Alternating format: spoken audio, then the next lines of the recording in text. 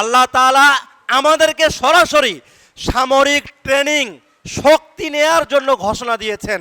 আর আমরা মুসলিমরা আজকে আমরা হাতে চুরি পড়ে আজকে আমাদের ইমানি যে জজবা রয়েছে এই জায়গা থেকে দূরে সরে আসছি।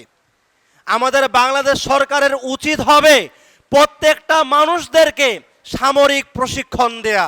একটাই কারণ কি, আজকে আমাদের সীমানা আমাদেরকেই পাহারা দিতে হবে।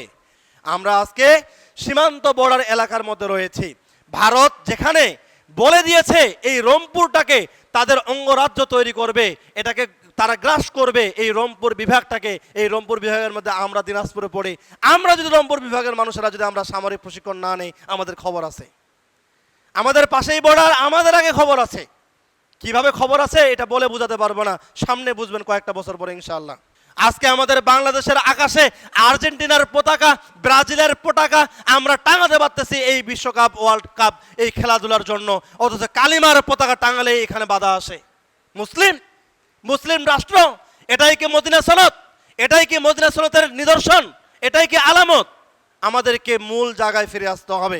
মুসলিমরা যতক্ষণ পর্যন্ত মূল জায়গায় ফিরে না আসবে ততক্ষণ পর্যন্ত বাতিলের হাতে মুসলিমরা মার খাবে, আঘাতপ্রাপ্ত হবে এবং মুসলিমরা দিন শেষে ক্ষতিগ্রস্ত হবে। রাষ্ট্রভূমি রক্ষা ইসলামী দৃষ্টিতে কিভাবে এটা হবে? আমরা আমাদের যে রাষ্ট্র রয়েছে এই রাষ্ট্রভূমিটা আমরা রক্ষা করব, ইসলামী শরিয়ার দৃষ্টিতে এটা কীভাবে করব, এই বিষয়টি আমরা জানার চেষ্টা করব। ইসলামে রাষ্ট্রভূমি, জননিরাপত্তা, সীমান্ত সম্পদ এবং মানুষের জীবন রক্ষা করা এটা হচ্ছে গুরুত্বপূর্ণ দায়িত্ব এবং কর্তব্য। তবে রাষ্ট্রভূমি রক্ষা মানে অন্ধ জাতীয়বাদ নয়, বরং ন্যায়, নিরাপত্তা ও দিনের স্বাধীনতা রক্ষা করা। এজন্য আমাদের যে কাজটি করতে হবে সর্বপ্রথম সেটি হলো যে আমাদেরকে শক্তি প্রস্তুত রাখতে হবে। কেননা এই বিষয়ে মহান আল্লাহ রাব্বুল আলামিন 8 নম্বর সূরা আনফালের 60 নম্বর আয়াত নাজিল করে জানিয়ে দিয়েছেন।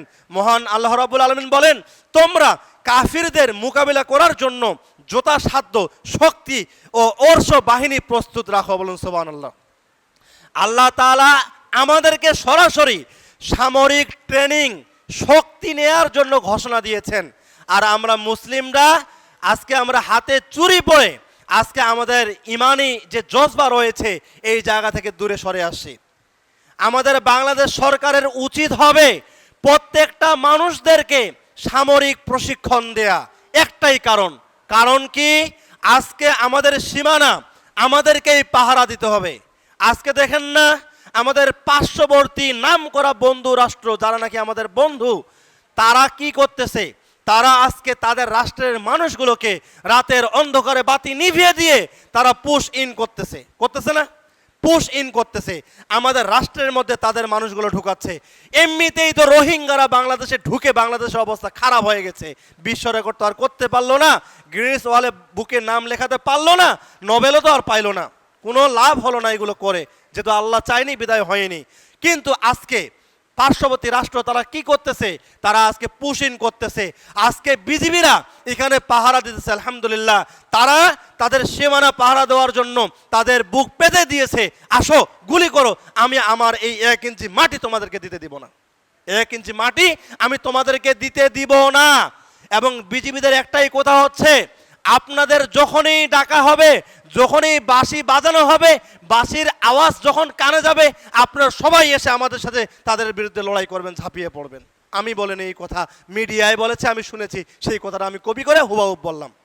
এই জন্য মনে রাখতে হবে, যেখানে আল্লাহ তাআলা আপনাকে আমাকে যেখানে সামরিক শক্তি আমাদেরকে অর্জন করতে বলেছেন, সঞ্চয় করতে বলেছেন এবং অশ্ব বাহিনী এখানে প্রস্তুত রাখতে বলেছেন, তাহলে কিসে আমাদেরকে বাধা দেয়?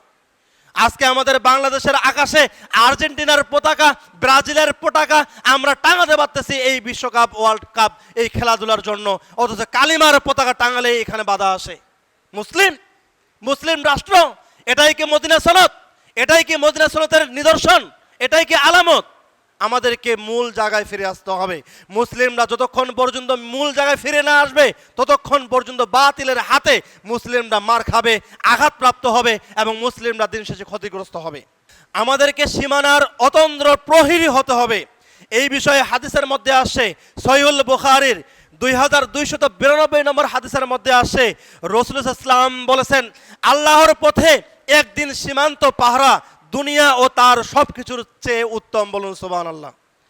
আজকে বিজিবি বর্ডার গার্ড যারা আজকে সীমানা পাহারা দিতেছে, তারা এই হাদিসটাকে ফলো করে তাদের কানে এই ধর্মীয় হাদিসটাকে ঢুকিয়ে দেওয়া হয়েছে, যার কারণে তারা আজকে বুক পেতে দিতেছে। কেননা তারা শুধুমাত্র এই যে সার্বভৌমত্ব রক্ষা করতেছে, সীমানা পাহারা দিতেছে, রাষ্ট্রের মানুষদেরকে বাঁচানোর জন্য দিতেছে না। এটা ইসলামী শরিয়ার মধ্যে একটা কাজ, এটা রাসূল ইসলাম করেছেন, করতে বলেছেন। এই কাজটি আমাদের বিজিবি ভাইয়েরা করতেছে, বর্ডার গার্ডরা করতেছে, তারা এই হাদিসের আমল করতেছে। রাসূল ইসলাম যে জায়গায় স্পষ্ট করে বলেছেন, আল্লাহর পথে একদিন সীমানা পাহারা দুনিয়া ও তার সব কিছুর চেয়ে উত্তম, এই কাজটি আজকে বিজিবি ভাইয়েরা, বর্ডার গার্ড ভাইয়েরা আজকে কাজটা করতেছেন। এই জন্য আমাদেরকে হলো আল্লাহর জন্য আমাদের সীমানা পাহারা দিতে হবেই হবে। আমরা আজকে সীমান্ত বর্ডার এলাকার মধ্যে রয়েছি। ভারত যেখানে বলে দিয়েছে এই রংপুরটাকে তাদের অঙ্গরাজ্য তৈরি করবে, এটাকে তারা গ্রাস করবে, এই রংপুর বিভাগটাকে। এই রংপুর বিভাগের মধ্যে আমরা দিনাজপুরে পড়ি, আমরা যদি রংপুর বিভাগের মানুষেরা যদি আমরা সামরিক প্রশিক্ষণ না নেই, আমাদের খবর আছে। আমাদের পাশেই বর্ডার, আমাদের আগে খবর আছে। কিভাবে খবর আছে এটা বলে বোঝাতে পারবো না, সামনে বুঝবেন কয়েকটা বছর পরে ইনশাআল্লাহ।